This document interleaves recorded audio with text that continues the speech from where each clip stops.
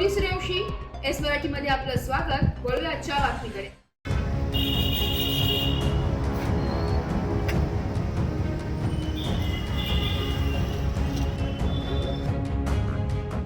गोरक्षक विश्व हिंदू परिषद व बजरंग दल नाशिक शहर यांच्या सतर्कतेमुळे एक गंभीर प्रकार उघडकीस आलाय।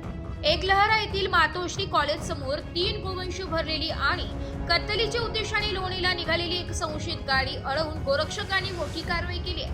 ही कारवाई जिल्हाध्यक्ष गोरक्षक प्रमुख कुणाल जाधव, नितीन पाटील यांच्या मार्गदर्शनाखाली करण्यात आली आहे। त्यांच्यासोबत आनंद बोराडे, अनिकेत बेट, आदेश घाटमाळे, आदित्य जाधव व सागर जेडगुले हेही उपस्थित होते। गाडीची तपासणी केल्यावर गोवंशाचे हालचाल परवाना नसल्याचं आढळून आलं। यानंतर स्थानिक पोलीस ठाण्याला माहिती देत पुढील कायदेशीर कारवाईसाठी वाहन ताब्यात घेण्यात आले।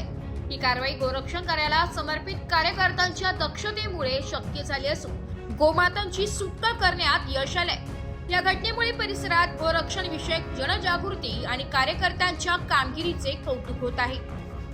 एस मराठी न्यूज साठी नाशिक शहर प्रतिनिधी नाशिक। अशाच नवीन ताज्या घडामोडी जाणून घेण्यासाठी आमच्या एस मराठी न्यूज चॅनलला लाईक करा, शेअर करा, सबस्क्राईब करा आणि बेल आयकॉनला क्लिक करायला विसरू नका।